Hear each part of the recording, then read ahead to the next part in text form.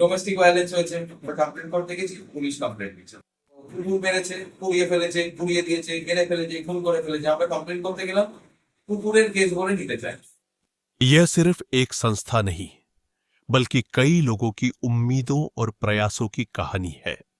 आइए जानते हैं होप इंडिया चैरिटेबल ट्रस्ट को। इस संस्था की शुरुआत कैसे हुई? আমি এটা স্টার্ট করেছিলাম 2023 থেকে।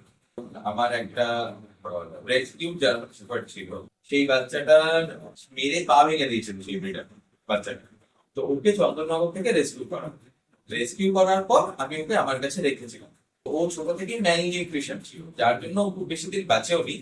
তো মারা যাওয়ার আগে ও 3-4 মাস খুব ভুগেছিল। ওই 3-4 মাসে আমি যখন ওর ট্রিটমেন্ট করাই, হসপিটালে যাই, ডাক্তার দেখাই, তখন দেখি এই যে টোটাল অ্যানিমাল স্বাস্থ্য ব্যবস্থা, এটার খুব একটা লজ আছে, মানে কোনোটাই ঠিক নেই। সরকারি হাসপাতালে ডাক্তার ঠিক করে বসে না, ট্রিটমেন্ট হয় না। প্রাইভেটে ডাক্তাররা ঠিকঠাক ট্রিটমেন্ট করে না, অর্ধেক জানে না, তো বিভিন্ন রকম প্রবলেম হয়। ব্লাড ডায়ালিসিস করতে গিয়ে আমি ব্লাড ব্যাগ পাচ্ছিলাম, কারণ ভেটেরিনারি ডক্টর লিখে দিলে সেটার উপর বেস করে ব্লাড ব্যাগ দেয় না। দিল্লিতে যিনি পিএফ এর ফাউন্ডার আছেন মানেকা গান্ধী, ওনাকে ফোন করে বসি, তারপর উনি ওখান থেকে কন্ট্যাক্ট করেন এবং আলটিমেটলি আমি ব্লাড ব্যাংক পাই এরকম। ও যখন মারা যায় তখন আমি প্ল্যান করেছিলাম যে এই অ্যানিমাল ওরিয়েন্টেড কিছু আমি একটা কাজ করবো ওদের ভালোর জন্য। তো ওদের অ্যানিমালের কথা ভাবতে গিয়ে দেখলাম কাজ করার জন্য অনেক কিছু রয়েছে। গরিব বাচ্চারা আছে, ঠিক করে খেতে পারে না, ঠিক করে তারা পড়াশোনা করতে পারে না, প্রচুর বাড়িতে ডোমেস্টিক ভায়োলেন্স হচ্ছে, যে এত সমস্যা রয়েছে আমাদের সমাজে। তারপরে হোপ ইন্ডিয়া চ্যারিটেবল ট্রাস্ট আমরা স্টার্ট করি, যেখানে আমরা mainly animal rights, human rights, এডুকেশনের উপর কাজ করি। जब आपने इस संस्था की शुरुआत की तब आपका मुख्य उद्देश्य क्या था? সমাজকে, সমাজের বেটারমেন্ট করা, মানে যেখানে যেখানে ধরুন তারা পরিষেবা পাচ্ছে না বা সাহায্য পাচ্ছে না, সেইখানে তাদেরকে হেল্প করা, এবং অ্যানিমালদের ক্ষেত্রেও সেটা প্রথম। इस संस्था को आगे बढ़ाने की राह में सबसे बड़ी चुनौती क्या थी? সুন্দরবনের ঘটনা বলছি, ধরুন একটা বাচ্চা মেয়ে আছে, 6 বছর বয়স, ওয়াইফ আছে, সে সারাদিন মদ খায়, এবার ধরো মারছে, এবার সামহাউ ছেলেটা ওখানকার কোনো লোকাল পঞ্চায়েত প্রধান বা পার্টির কারুর ক্লোজ। এবার তারা কমপ্লেন করছে, বউ মেয়ে দুজনেই তিতি বিরক্ত যে না, এবার আমরা বাবা আর বরের নামে কমপ্লেন করবো। আমরা কমপ্লেন করতে গেছি, পুলিশ কমপ্লেন দিচ্ছে, বলছে আপনারা বাড়িতে কথা বলে মিটিয়ে নিন। কেন? তারা পলিটিক্যাল ব্যাকগ্রাউন্ড আছে। কুকুর মেরেছে, পুড়িয়ে ফেলেছে, পুড়িয়ে দিয়েছে, মেরে ফেলেছে, খুন করে ফেলেছে, আমরা কমপ্লেন করতে গেলাম, কুকুরের কেস বলে নিতে চাই। থানা বলে কুকুরের কেস, এটাতে কি নেবো। এখন অনেকটা চেঞ্জ হয়েছে, এইটা মেন চ্যালেঞ্জ এনজিওর হয়ে কাজ করি। आपने इन चुनौतियों का सामना कैसे किया? আমি একটা সেকশনে কমপ্লেন করছি, যেটাতে এই সেকশন গুলো অ্যাড হয়। পুলিশ বলছে না, এটাতে কিভাবে হবে, তখন পুলিশকে ওই সেকশন গুলো বলতে হয় যে আপনি এই সেকশনে তো কমপ্লেন নেওয়া উচিত আপনার, আপনি নেবেন না কেন বলছেন, মানে আপনি কোন সেকশনে নেবেন না বলছেন। বাট আমাদের আইন প্রত্যেকটার আলাদা আলাদা সেকশন আছে, আপনি কোনটাতে কমপ্লেন নিতে পারবেন সেটারও যেমন সেকশন আছে, কোনটাতে আপনি কমপ্লেন করতে পারবেন না সেটারও সেকশন আছে। তো আমরা সেক্ষেত্রে পুলিশকে বলি তাহলে আপনি সেই সেকশন গুলো বলুন যে সেকশনে কমপ্লেনটা যায় না। তারা বলতে পারে না, তখন নিতে হয়। আমাদের এতদিন ধরে কাজ করতে করতে একটা লয়ার, মানে লয়ার বেস তৈরি হয়েছে। ম্যাক্সিমাম অনেক সময় কেসে আমরা লয়ার সাথে করে নিয়ে যাই।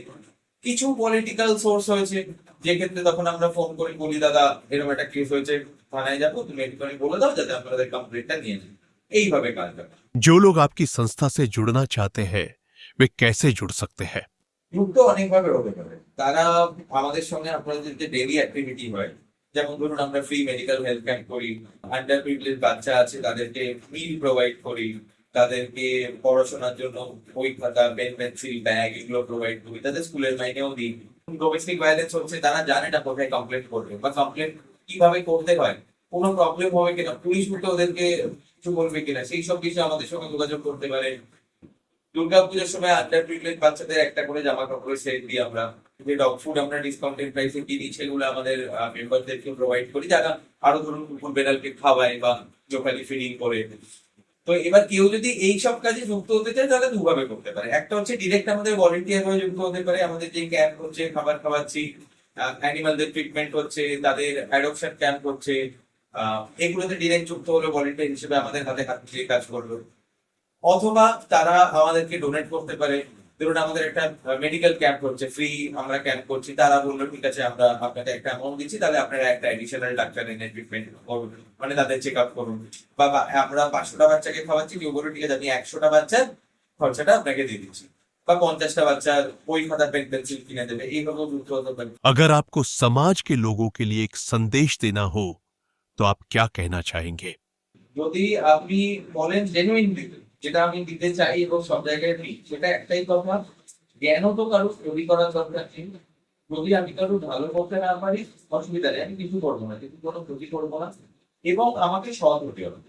যতটা সম্ভব কারো টাকা পয়সা না মেরে আমাকে জীবনে দাঁড়াতে হবে। এইটা যদি মূল মন্ত্র হয়, তাহলে আপনার যত কঠিন সময় আসুক, যত প্রবলেম হোক, যা হোক, আপনার সেগুলো সলিউশন হয়ে যাবে না। কোনো না কোনো ভাবে, কোনো না কোনো রকম ভাবে আপনি দেখবেন আপনার, মানে এরা তাদেরকে বলে তাদের রাস্তা খুলে গেল। কিন্তু যে মুহূর্তে আপনি অনৈতিক রাস্তায় যাবেন, আপনি লোভ করবেন, আপনি কারো ক্ষতি করার চেষ্টা করে বড় হতে চাইবেন, কোনো না কোনো ভাবে দেখবেন প্রতিটা পদে পদে আপনার চ্যালেঞ্জে দেয়। এটা আমি নিজে বিশ্বাস করি এবং নিজে ফলো করি, আমি সবাইকে এটাই বলি। एक छोटा सा अनुभव एक बड़े उद्देश्य में बदल गया और आज वही उद्देश्य अनगिनत लोगों और बेजुबान जानवरों के जीवन में बदलाव ला रहा है।